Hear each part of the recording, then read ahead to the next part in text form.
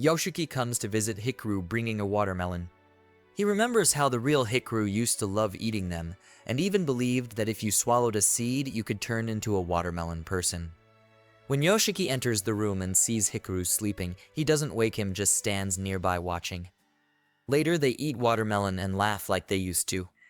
But it's getting harder for Yoshiki to pretend that everything is fine. He remembers Hikaru's father, who also once disappeared on the mountain everyone is forbidden to climb. Hikaru vanished at the same time of year as his father. When they were kids, Hikaru was the only boy in the village the same age as Yoshiki, so they were inseparable. Now, knowing that the real Hikaru is dead, Yoshiki can't understand why he keeps going along with this. Even the thought makes him sick.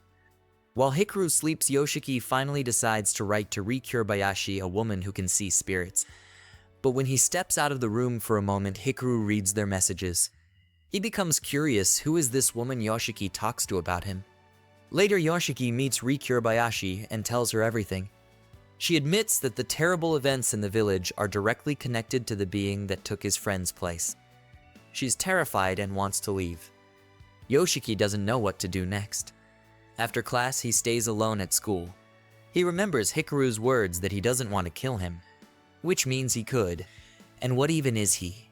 His thoughts are interrupted by Hikaru's arrival. Hikaru suggests they go home together, but Yoshiki coldly refuses.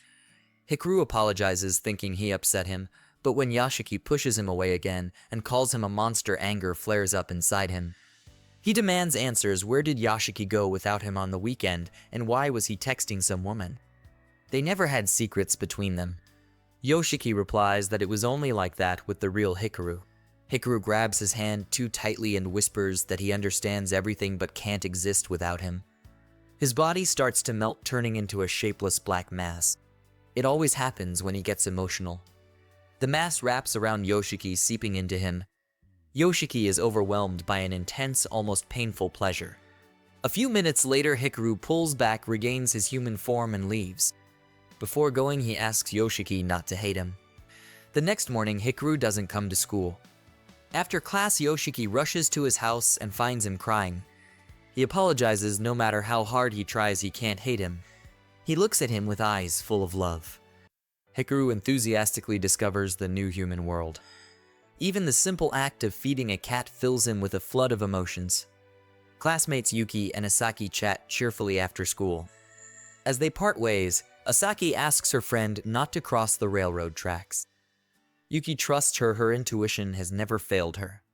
The men of the village are concerned about the events of the past few days. They are convinced that everything is connected to the improperly performed ritual conducted by Hikaru's father.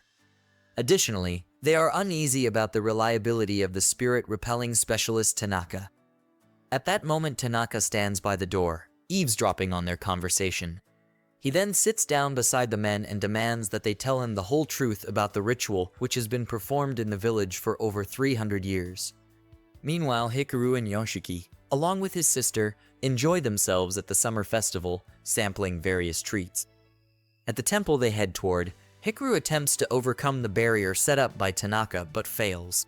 He does not admit his failure to Yoshiki, inventing an excuse not to go with him. Hikaru becomes curious about who dared to place such a protection.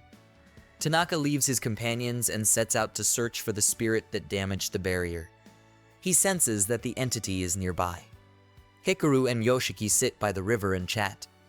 Hikaru asks again how Yoshiki realized that he wasn't real. Yoshiki explains that he simply saw Hikaru dead.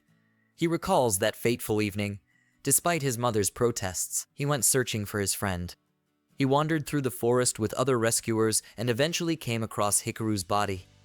His friend was already cold with no signs of life. When Yoshiki tried to call for adults, the body began to distort before his eyes. Terrified, he ran home and stayed in bed for several days. By the time he recovered, Hikaru had already returned. Remembering his best friend, Hikaru was moved and burst into tears. Yoshiki wanted to leave to give his friend some privacy, but Hikaru didn't want him to go.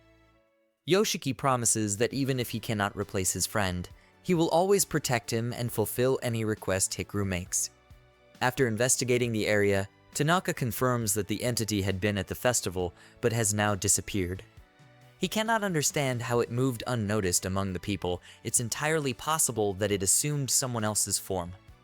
Yoshiki's sister takes a shower and notices strands of long hair on the floor. Everyone in their family has short hair.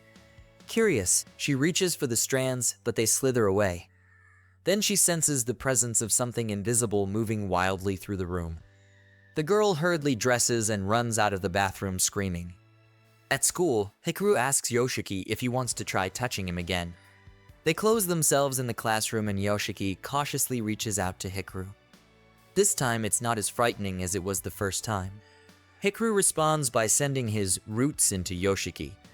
Yoshiki asks him to stop and requests that he not cross other people's boundaries without permission in the future. Rikubayashi had warned that if Yoshiki merges with the entity, he would become part of it and there would be no turning back. Moreover, he would begin to attract otherworldly beings. Yoshiki tells Hikaru that his sister had seen a ghost wearing a wig in the bathroom and now refuses to go in. Hikaru suggests they go to Yoshiki's house to find out what is happening. Upon arriving, he indeed discovers the entity. Hikaru locks himself in the bathroom with it, vowing to catch and consume it. After a few hours, Yoshiki hears a loud crash, rushes into the room, and finds Hikaru unconscious in the bathtub.